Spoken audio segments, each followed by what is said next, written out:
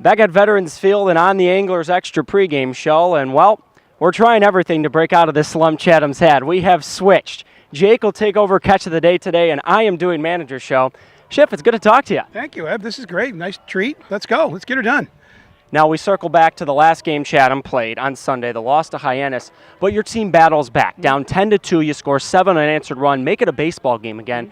What did that rally, if anything, teach you about your team? Well, I've known that for a long time. These guys will do that. They do not like to lose. They have had a number of late inning comebacks, maybe not all the way back, but enough to show that they're in the game. It's just a matter of breaks. I mean, we were talking about it. I believe Jake and I were talking about it in the pregame show the other night, where we have no breaks. We just don't get any breaks. The other team does.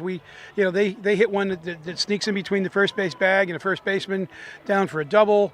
We break a bat, and the guy gets a bleeder base hit, and we can't get those. It's just right now we're really snake bit, and that was another example. We came all the way back. I saw some good things. Like Zubran pitched well.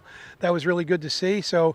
We got a shot. We have 14 games left. We can, if we go 7-7, who knows what you can do, or better. I think 7-7, we got a legitimate shot of getting a playoff berth. I haven't, looked at that. I just think that would be pretty good the way that the league is going right now, and I don't see why we can't do that.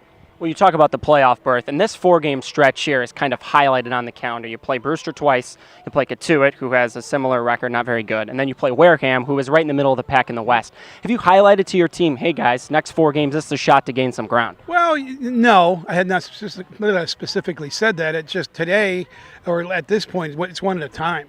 We can't look ahead the way we've been playing lately. We got to take care of business on one game at a time. The kids know. I mean, it's not that hard. I mean, social media, everything else. They know these games are important. It's just a matter, will things go our way? Will we get some clutch base hits? Will we get the pitching performance we need? Will we, cut down the errors and so forth? That's what we need to do. And I don't think you gain anything by putting extra pressure. Just go out and play the best game you can play and see what happens.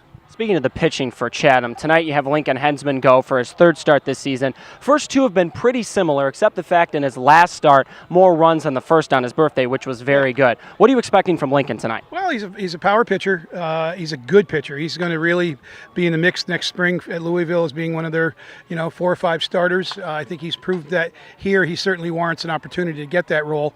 I mean, he's got a good fastball, good breaking pitch, changes speeds really well. I mean, his changeup is deadly. It's a really, really good changeup. And off that 92, 94 mile an hour fastball, and then he'll throw the slider. He's very good. He could, he has a chance to be very, very good, and it's great to see him in this spot right now. Speaking on the other side of the pitching, Zack Allother, who's going for Brewster, some very good numbers against Chatham this year. Overall, his strikeout to walk ratio is 37 strikeouts to 1 walk. Do you look at things like that in numbers and tell the team, or do you kind of just let it sit? Again, they know. They know exactly who's pitching and what he's done, and this is where you as a baseball player in this league have to know, okay, I got to be really on my game tonight. I'm facing a really, really good pitcher. So, you have to process it going, okay, he's got 37 strikeouts and 1 walk. What does that equate to? It means he throws strikes. Don't stand there and take pitches. Swing the bat. You cannot take pitches with a guy that has that kind of control. Because if you do, you're already down.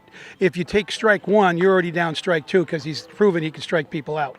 So swing the bat, put the ball in play, and let's see what happens. Don't let him punch out all those guys. Speaking of swinging the bat, a little coach's BPU a few minutes ago here at Veterans Field. You took some swings. How'd that feel? Felt fine. My eyes are shut. The swing was nice and flat, and I told him I was going to drive a ball to second base. I did, but yeah, I swung and missed too often. That was, I wasn't a big strikeout guy, so it either means the bat's too heavy, the eyes are shot, or I just stink. It's just, it's time. I'm 60 years old and I just can't hit anymore.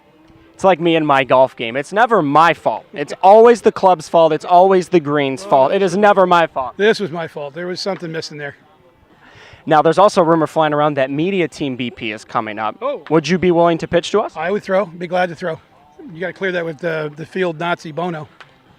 Well, we'll see about that coming up, but first there's a baseball game here tonight between the Chatham Anglers and the Brewster Whitecaps. Back to action tonight at Veterans Field after an off day yesterday. Schiff, thanks for joining me today. Thank you, Evan. It was a pleasure. Good job. Jack, back to you.